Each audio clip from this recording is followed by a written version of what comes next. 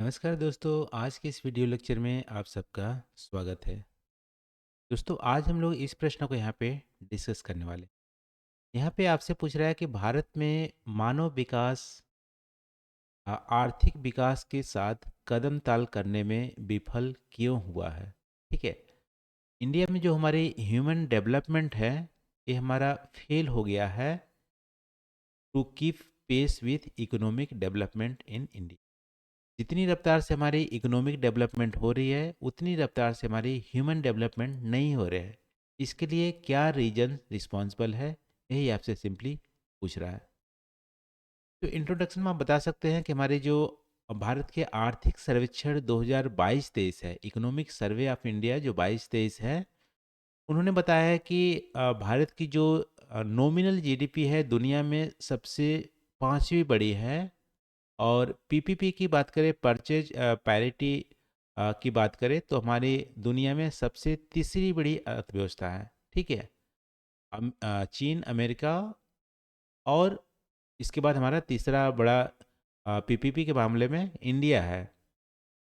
लेकिन same time आप देखोगे तो संयुक्त राष्ट्र विकास कार्यक्रम यूएनडीपी के रिपोर्ट के अनुसार जो ह्यूमन डेवलपमेंट इंडेक्स है भारत का, वो 191 देशों में हमारा कितना है, 132।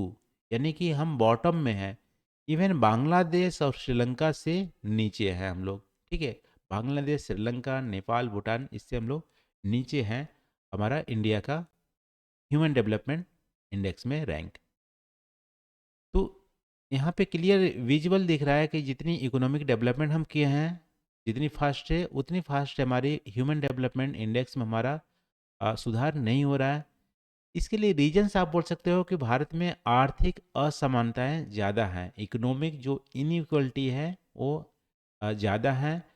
आय और धन की पर्याप्त असमानताएं हैं। कुछ हमारे जो लोग हैं वो बहुत ही अमीर हैं और कुछ हमारे बहुत ही गरीब हैं।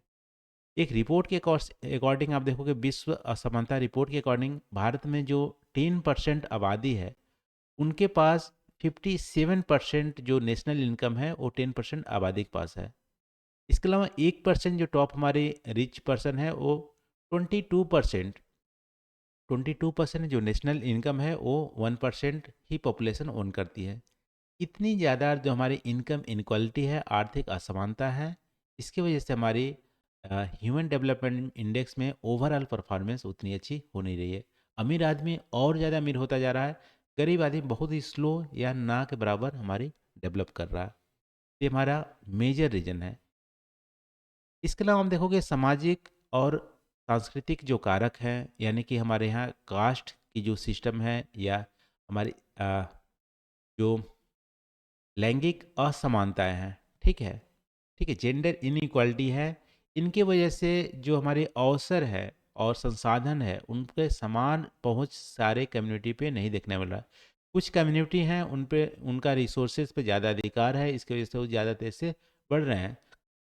कुछ कम्युनिटी या जेंडर स्पेसिफिक आप देखोगे, ह्यूमन को रिसोर्स पर अधिकार कम है, इसकी वजह से उनकी जो ह्यूमन डेवलपमेंट है वो हमारी बहुत ही कम या ना के बराबर डेवलप हो रही है। ये भी मेरा मेजर फैक्टर्स है। इसके अलावा शिक्षा संबंधी हमारी एजुकेशन सेक्टर में इनइक्वालिटी है। ठीक है।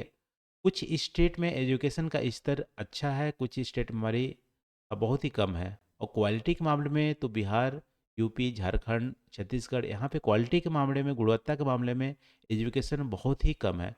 तो एजुकेशन में असमानताएं होंगी तो जाहिर सी बात है ह्यूमन डेवलपमेंट में हमारी असमानता होगी, कि ह्यूमन डेवलपमेंट के जो फैक्टर्स है हमारे, इनकम, एजुकेशन, हेल्थ, तीनों ही फैक्टर हमारा है।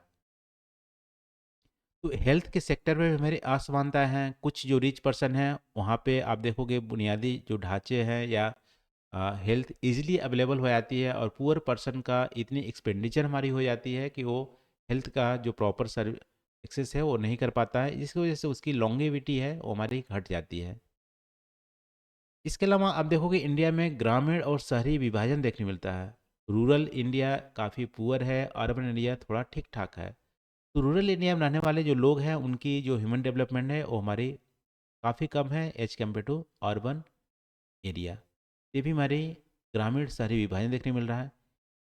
इसके अलावा आप देखोगे तो रीजनल डिस्पैरिटी भी देखने को मिलती है। कुछ हमारी जो स्टेट हैं जैसे केरला, तमिलनाडु, कर्नाटका या पंजाब, हरियाणा, ये ज़्यादा डेवलप्ड है, महाराष्ट्र, गुजरात। और अदर जो हमारी स्टेट है बिहार, यूपी, झारखंड, छत्तीसगढ़, ये कम डेवलप्ड है। रीजनल लेवल पे डिस्पैरिटी देखने को मिलती है। और इसके लिए हमारा बोल सकते हो कि ये भी हमारी ह्यूमन डेवलपमेंट जो larger portion of Hindi belt है वहाँ पे ह्यूमन डेवलपमेंट इंडेक्स हमारा में परफॉर्मेंस कम है।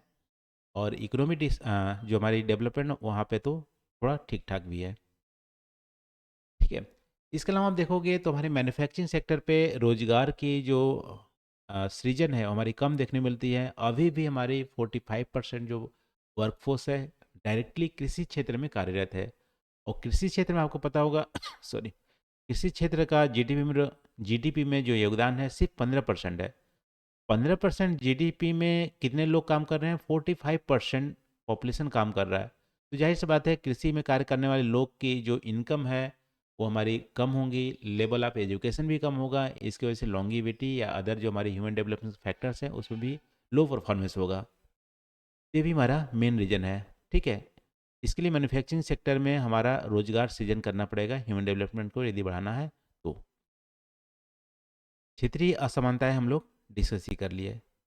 इसके अलावा इनफॉर्मल सेक्टर में 90% जो हमारी वर्कफोर्स है इनफॉर्मल सेक्टर में काम करती है, जिसकी वजह से हमारी जो सोशल सिक्योरिटी है उनको अवेल नहीं हो पाती है। इनकी वजह से आप बोल सकते हैं उनको प्रॉपर एजुकेशन बच्चों को देने में प्रॉब्लम होती है। यदि बीमार पड़ गए तो प्रॉपर हेल्थ देने में प्रॉब्लम होती है। इसकी वजह से लॉन्गिविटी जो है वो हमारे कम हो जाता है। तो सोशल सिक्योरिटी की कमी भी हमारा एक ह्यूमन डेवलपमेंट इंडेक्स में कमी का एक कारण है। तो समरी में आप बोल सकते हो कि इकोनॉमिक डेवलपमेंट तो इंडिया में कुछ रीजन में कुछ कम्युनिटी में ज़्यादा देखने को मिलती है।